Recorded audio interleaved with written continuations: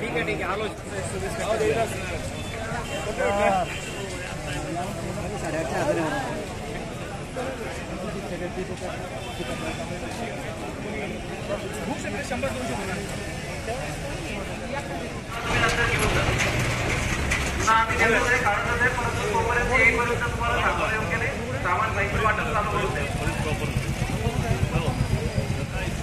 ते केंद्राध्यक्षांकडे देऊन साहित्य मिळाल्याची त्यांच्याकडून सही घ्यायची आहे.